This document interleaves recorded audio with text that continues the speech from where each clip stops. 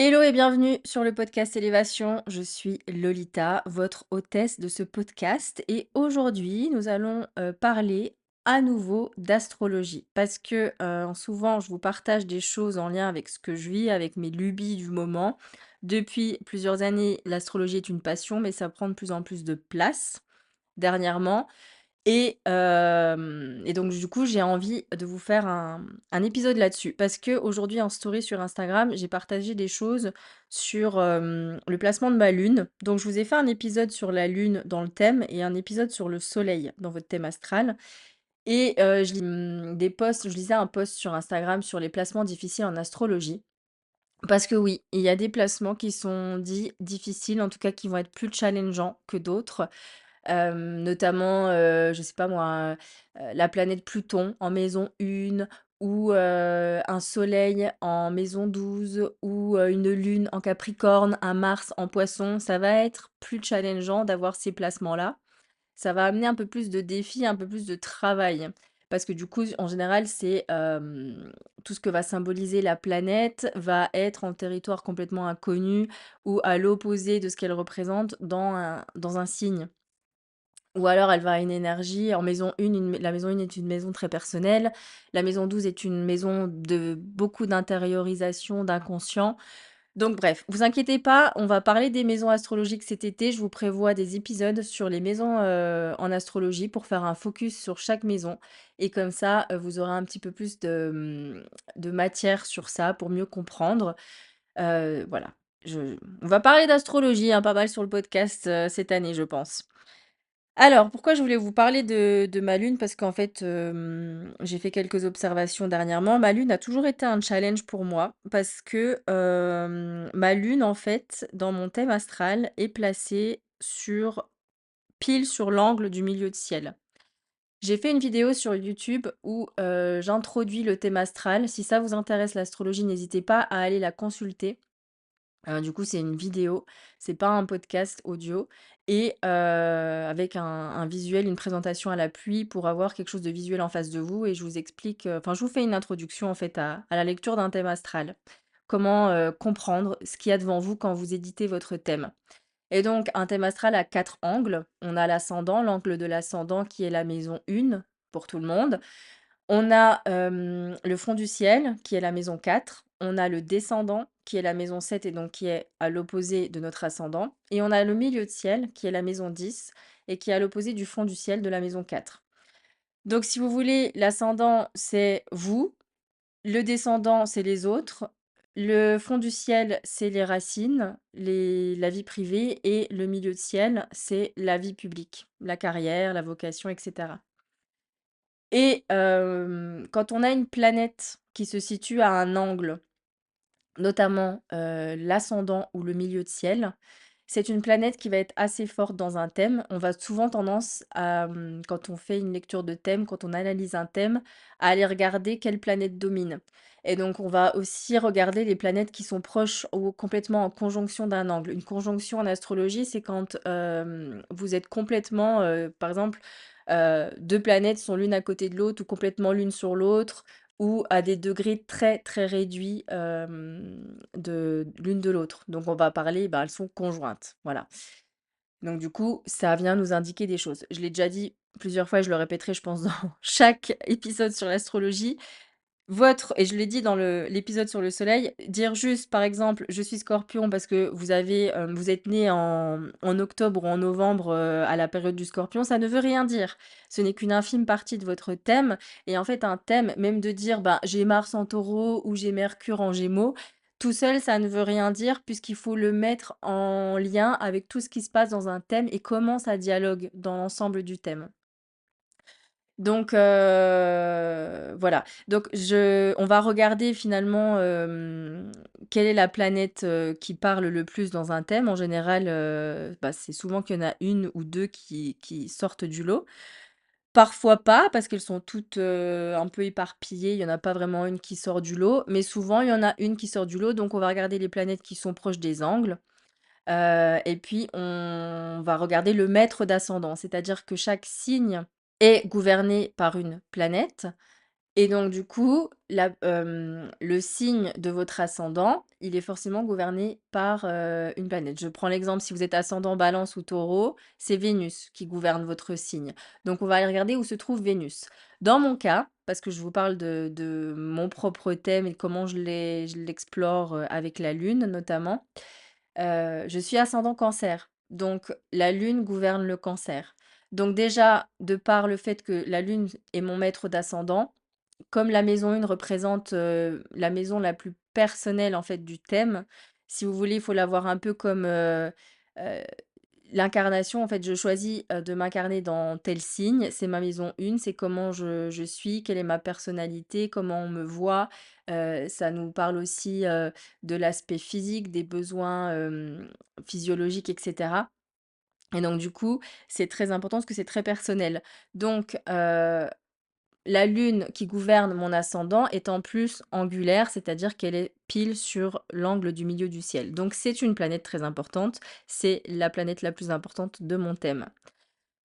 Donc cette lune, elle est challengeante parce que si vous voulez, quand, et ça parlera à ceux qui ont ce placement, si votre lune est en maison 10, ça veut dire que ce que représente la lune, c'est notre monde intime, c'est notre monde intérieur, c'est notre monde émotionnel. Et directement dans la maison de la sphère publique. Donc vraiment, notre monde intime est exposé, est amené d'une manière ou une autre à être exposé au monde public, sur la place publique. Et donc du coup, je pense que pour ceux qui me suivent depuis longtemps, vous devez capter ça parce que, heu déjà, à travers ce podcast, je me livre beaucoup. En fait, j'ai besoin d'extérioriser, ce par quoi je passe. J'ai besoin de partager mon expérience et je partage beaucoup, mon monde intérieur et mes émotions, du coup. Mais ça fait partie aussi de mon thème, c'est-à-dire que je dois mettre mes émotions sur ce que je fais. Je dois les montrer au monde, en fait. De n'importe quelle manière que ce soit. Moi, j'ai choisi le podcast, ça pourrait être un livre, ça pourrait être, des vidéos, ça pourrait être plein de choses. Mais en fait, je suis là pour exprimer aussi mes émotions dans mon parcours professionnel, dans ma vocation. Et et donc c'est challengeant puisque du coup, c'est un peu 2 mondes qui s'opposent et qui se rencontrent et qui doivent s'unir. C'est la place publique et la place privée ensemble. Parce qu'il faut savoir aussi que dans le zodiaque, dans le thème astral, chaque, maison, il y a 12 maisons astrologiques, il y a 12 signes astrologiques. Chaque, maison est le siège d'un signe, c'est-à-dire que le zodiaque commence par le signe du Bélier. Donc la maison 1, à la base, elle appartient au Bélier. La maison 2, elle appartient, Bélier, Taureau, la maison 3 aux Gémeaux et la maison 4 au Cancer. Donc moi, ma lune, en plus, est dans la maison opposée à son domicile. C'est-à-dire que, la lune gouverne le Cancer, donc la maison originelle du Cancer, c'est la maison 4. Ma lune se sentirait bien en maison 4. Là, je suis dans l'axe opposé, c'est-à-dire au milieu du ciel. Donc c'est une position un peu inconfortable parce que du coup, mon monde intime est dans la sphère publique, comme vous l'aurez compris, et donc du coup, c'est pas toujours facile à dompter. Et en plus de ça, un autre placement difficile pour la lune, c'est que j'ai une lune en bélier. Et donc du coup, le bélier, bah, il est connu pour ne pas avoir de patience, pour être impulsif, pour, vouloir foncer, sans réfléchir. Et donc du coup, les émotions, parce que ça représente la lune, les émotions aiment bien avoir du temps. C'est fluctuant. Ça aime bien, traverser, ce qu'il y a à vivre, être dans le ressenti, et le bélier veut vraiment passer à l'action, et le bélier est un peu, toujours dans le challenge, dans la lutte. C'est gouverné par Mars, donc Mars était le dieu de la guerre. Donc tout ça, si vous voulez, ça fait sens. C'est-à-dire que, voilà, la lune, il y a des endroits où elle va se sentir très bien et dans d'autres signes où elle va se sentir un peu plus inconfortable. Et donc du coup, la lune et les émotions qui représentent quand même beaucoup l'eau dans les éléments qu'on peut prendre dans l'astrologie, là, en bélier, elle est dans un signe de feu. Donc c'est en plus des éléments qui sont pas très compatibles, parce que quand on parle beaucoup de compatibilité en astrologie, on fait aussi référence aux éléments.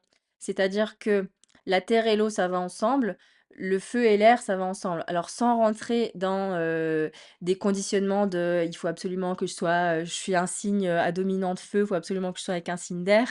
c'est pas ça qu'on dit, mais force est de constater quand même qu'il y a des compatibilités et que si on regarde même les éléments comme ça dans la vie, l'eau va nourrir la terre va contenir l'eau. En revanche, la terre va étouffer le feu va brûler la terre. Enfin voilà, si vous prenez tous les exemples, c'est assez parlant finalement. Hem, Pareil, l'eau va éteindre le feu. Enfin voilà, tout il y a des éléments qui vont ensemble et donc du coup là, on est dans, des éléments qui sont pas très compatibles. C'est-à-dire que, la lune et l'eau, se retrouvent dans le feu. Donc c'est explosif, c'est intense, j'ai compris, avec, l'exploration de mon thème astral aussi, pourquoi en fait, j'avais beaucoup, de connexion avec l'émotion de la colère. Je suis quelqu'un de très impatiente, donc des fois ça me sert, des fois pas. Et puis pourquoi, j'ai longtemps été, l'esclave de mes émotions. J'ai appris à les maîtriser, notamment grâce à la méditation. Ça, j'en ai déjà parlé sur le podcast. La méditation qui est entrée dans ma vie il y a 5, 6 ans et qui m'a vraiment permis de canaliser beaucoup plus mon énergie. Mais dernièrement, j'ai aussi compris pourquoi j'avais tout le temps besoin de bouger aussi et d'être dans des pratiques sportives explosives comme, le HIIT. Moi, j'aime bien les fractionner, les choses comme ça. C'est parce que en fait, ça me permet de mettre mes émotions en mouvement et en tant que bélier, les béliers, ils aiment bien les trucs explosifs, toujours en lien avec Mars, avec le côté un peu guerrier. On a besoin que ça tape dedans, que ça aille vite. On n'aime pas forcément, les trucs trop longs et enfin, en tout cas, moi, pas. Donc ouais, ça me correspond vraiment et j'ai repris ça dernièrement sur des programmes que je suis et j'ai mis cette discipline en place parce que j'ai besoin de cette routine-là et je vois tellement la différence quand je fais une séance de sport comme ça, mais c'est le jour et la nuit, avant et après. Si je suis pas bien, si je stagne trop, si je bouge pas trop, bah, je rentre vite dans ma tête, un peu comme, pour tout le monde j'imagine ou pas, mais en tout cas moi je suis dans la rumination mentale et en fait j'ai besoin de faire circuler cette énergie autrement à travers le corps et ça passe par, des sports, qui tapent dedans quoi. À l'époque je faisais aussi de la boxe, voilà, j'ai toujours aimé les trucs un peu frontal, où on se dépasse parce que j'aime le challenge, c'est aussi un côté très bélier ça, je suis très compétitrice et avec moi-même, en 1er lieu et donc du coup, voilà, ça m'aide à, à faire, circuler l'énergie des émotions que je peux recevoir et qui ont tendance à stagner parfois. Et voilà, le podcast aussi m'aide à verbaliser, à exprimer et à pas garder ça pour moi. Je suis quelqu'un qui verbalise très vite.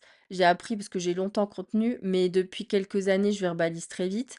Des fois, des fois, c'est pas toujours agréable, mais au moins, on sait où on en est avec moi. Je sors les choses au moment où ça vient, et puis en fait, après, je passe à autre chose. Mais du coup, j'apprends à avoir un peu plus de tact, mais des fois, voilà, quand j'ai quelque chose à dire, je le dis et au moins les gens, ils naviguent pas à vue avec moi, on sait où on en est, quoi. Donc c'est à la fois, une qualité et ça peut être un défaut. Mais bon, c'est comme ça, il faut aussi accepter, ces contradictions et ces polarités dans un thème et on n'est pas là pour être parfait et lisse, quoi. Donc voilà, quoi d'autre de vous dire sur la lune? Donc c'est challengeant parce que du coup, bah, voilà, c'est en maison 10 et c'est en bélier, donc c'est quelque chose qui demande beaucoup de patience pour, être un peu plus maîtrisé, patience que le bélier n'a pas forcément et en plus tout ce processus passe par, le monde extérieur puisque, voilà, je c'est fait pour être vu et pour être entendu et exprimé et j'ai réalisé aussi que je vivais sur ma ligne de lune. Donc ça, c'est l'astrocartographie. J'ai fait une interview sur le podcast avec Élodie Bétard, qui, est astrocartographe. Le monde de l'astrocartographie qui, en ce moment, vit un peu des remous parce que, quelqu'un a déposé ce nom-là à l'INPI et du coup, ça empêcherait, tous ceux qui la pratiquent, de poursuivre ça. Donc il y a une pétition qui est en ligne, à ce sujet parce que ça va concerner, ben, tous ceux qui gravitent autour de l'astrologie, finalement. Mais bref, il y a un interview là-dessus et moi j'ai continué un peu à explorer ça aussi et j'ai vu que voilà, c'était ma ligne de lune qui traversait, pile, Annecy et c'est intéressant parce que c'est une ville très sportive Et donc du coup, c'est un environnement qui nous pousse à être en mouvement, à vouloir bouger aussi parce que, ben, on devient un peu le produit de son environnement. Donc si on voit tout le monde en train de bouger, ça motive aussi à bouger. C'est sûrement une énergie dont j'avais besoin justement avec mon côté bélier pour y aller quoi, au niveau, émotion, mais ça veut dire aussi que je suis sur la ligne de mon milieu de ciel, donc il y a de fortes, chances ici que, mon activité se développe, que j'ai du travail et cetera et donc je le vois, hein, j'ai pas de soucis là-dessus, depuis quand je suis à Annecy et hem et c'était intéressant parce qu'il y a quelques années, il y a 2 ans, j'ai eu envie de partir d'Annecy justement parce que j'en avais marre, j'avais l'impression de stagner, j'avais besoin de changer d'environnement et finalement, j'y suis revenue et tout a changé et moi-même, j'avais eu besoin de partir, voilà, pour cheminer un petit peu et aller chercher d'autres énergies et donc du coup, je suis revenue là, l'année dernière. Ça va faire, 1 an maintenant que je suis revenue et c'était marrant de réaliser ça, que je suis sur cette ligne de lune, que, c'est pas toujours évident au niveau émotionnel ici, mais que, le fait d'être dans un environnement qui me pousse à bouger, ça me fait du bien. J'arrive mieux à, en fait, avoir une routine et une discipline ici. C'est plus facile pour moi et voilà, au niveau professionnel, ça marche aussi quoi dans plusieurs domaines vu que je fais beaucoup de choses et voilà, c'était intéressant de noter ça, à savoir aussi que j'avais observé que ma lune en bélier, c'est, la même que mes 2 parents. Mes 2 parents ont la lune en bélier. Alors pas en maison 10, mais ils ont ça et ça m'a aussi fait comprendre pas mal de choses sur mon enfance, j'ai beaucoup été vite confrontée en fait aux émotions et à des montagnes russes émotionnelles. J'avais parlé dans un podcast précédent, plus intime, que j'avais grandi justement avec un parent bipolaire et donc du coup, j'ai clairement fait face à, des émotions très intenses, très jeune. Donc j'ai vraiment un parcours dans cette vie à faire avec les émotions et je le sens bien et ça c'est un sujet autour duquel je gravite beaucoup en ce moment. Voilà, sur ce que je voulais vous dire. Donc c'est intéressant, au-delà de moi, de ce que je vous ai parlé sur ma lune, d'observer votre milieu de ciel, en quel signe il est, dans quel signe il est. Parce que du coup, c'est votre maison 10, c'est le point vers lequel vous allez vous élever, c'est un peu, la mission que vous avez dans le collectif, on va dire. Si vous voulez, le milieu de ciel, il correspond, au soleil qui était à son zénith, le jour de votre naissance. Donc vous, votre soleil, il est pas forcément placé là. Si vous êtes né, le soir, votre, soleil, il va plus être sur le bas du thème et si vous êtes né, le matin, midi et cetera, il va être plus au-dessus. Donc on va dire que le milieu de ciel, c'est le zénith, donc c'est midi, quoi et c'est un point culminant. Donc en interprétation psychologique, c'est aussi, ce qu'on est venu là pour, rayonner dans le collectif. Donc c'est intéressant de regarder dans quel signe il est parce que ça nous donne des indications aussi sur, en fonction de l'archétype du signe dans lequel se trouve votre milieu de ciel, heu, sur ce sur quoi vous êtes amené aussi à vous diriger, dans la sphère extérieure, auprès du collectif. Donc je trouve que c'est passionnant à observer. J'ai des choses qui arrivent, des accompagnements qui arrivent à ce sujet et des produits que je suis en train de créer. Ouais, genre des e-books, des workbooks, des choses comme ça ou des transmissions par rapport à ça et des programmes pour vous aider à aller explorer plus en profondeur, votre thème astral. Parce qu'il y a moi, plus j'avance dans l'astrologie et plus il y a de couches, en fait et plus je désapprends sur l'astrologie et plus j'affine ma propre, interprétation de l'astrologie. Donc voilà, en bon soleil en Scorpion, j'aime pas rester en surface dans l'astrologie, donc quelqu'un qui va me dire, comme dernièrement on m'a dit: «Ah, Loli, il est Sagittaire, est-ce qu'on est compatible?» Pour moi, ça ne veut rien dire parce que si je vois pas le thème dans sa globalité, on va juste pouvoir parler de vos 2 soleils parce que toi, tu vas me dire: «Ben, moi, par exemple, je suis Poisson et lui, il est Sagittaire, est-ce qu'on match?» Bah, écoute, je sais pas, il faudrait aller regarder ta Vénus, il faudrait aller regarder votre ascendant pour connaître votre descendant. Le descendant, ça nous indique aussi ce qu'on va sûrement chercher dans nos relations. C'est un peu aussi l'ombre de notre ascendant. Enfin, il y a plein de choses à explorer. Hem Et même aussi, je pense à ça, c'est qu'il y a un pan de l'astrologie qui est de l'astrologie médicale et chaque signe est associé à, un élément du corps ou un organe. Par exemple, le bélier, en fait, on commence de la tête et on finit aux pieds. Le bélier ouvre le zodiaque, on est sur la tête et le poisson ferme le zodiaque, on est sur les pieds. Et les pieds, c'est intéressant parce que les poissons ont besoin de garder les pieds sur terre, parce que le poisson est un signe de finitude. Il termine, il clôture le zodiaque. Donc il a tendance à se dissoudre dans le divin, à être dans d'autres mondes, dans la rêverie, dans l'imaginaire. Donc quand on a beaucoup de poissons, on a besoin d'ancrage aussi. Donc ça les pieds, ça symbolise aussi le fait de garder les pieds sur terre. Le bélier, la tête, ça peut représenter la réflexion, parce que le bélier, il a tendance à foncer sans réfléchir. Ben, on lui dit: «Non, réfléchis un peu, utilise ta tête». Vous voyez? Et par exemple, je sais ça me vient parce que je l'ai eu en séance de lecture de thème astral. Les vierges, par exemple, je vis avec quelqu'un qui est vierge en plus, c'est les intestins, c'est, la rate, c'est voilà, tout ce qui va être concentré plutôt au niveau du ventre et j'avais, en séance une personne qui est vierge, ascendant vierge, qui avait vraiment beaucoup de vierges dans son thème. On pouvait vraiment dire qu'elle, elle était vierge pour le coup. Parce que c'était sa dominante et qui me disait: «Bah, c'est marrant parce que je dis toujours, l'expression, alors je sais plus exactement, comment c'est, mais avoir la rate au courbouillon» ou quelque chose comme ça. C'est quelque chose qu'elle disait souvent. Je dis toujours: «Bah, voilà, il y a pas de hasard». Vu que la rate concerne les vierges, c'est quelqu'un qui a tendance à beaucoup réfléchir aussi, parce que voilà, les vierges sont un signe dominé par Mercure, donc Mercure est une planète qui réfléchit beaucoup. Mercure qui domine les vierges et les gémeaux. Donc, en général, on est très mental quand on a, une dominante mercurienne. C'était le cas pour elle en plus parce que son Mercure était dans sa maison 1, enfin bref. C'était très, intéressant à analyser. Donc voilà, en fait, il y a le côté aussi de moi, mes émotions quand je stagne, ce que le bélier n'aime pas, j'ai tendance à être dans ma tête, mais à trop être dans ma tête. Donc j'ai besoin de mouvements physiques pour, évacuer, pour faire circuler l'énergie et à la fois, cette tête m'invite aussi à, poser, à réfléchir et à pas toujours être dans «je fonce». Donc voilà, c'est toujours ces équilibres à trouver entre ces polarités-là. C'est passionnant. Franchement, je pourrais vous en parler pendant des heures. Si vous souhaitez, réserver une lecture de thème astral avec joie, n'hésitez pas à me contacter. Je mets pas toujours le calendrier en ligne, donc je vous le mettrai quand même dans la description, mais hem, voilà, moi j'ai besoin je suis pas quelqu'un qui a toujours son agenda ouvert parce que j'ai horreur de ça. Je vous l'expliquerai peut-être dans un autre, épisode. J'avais fait un post il y a pas longtemps sur Instagram là-dessus.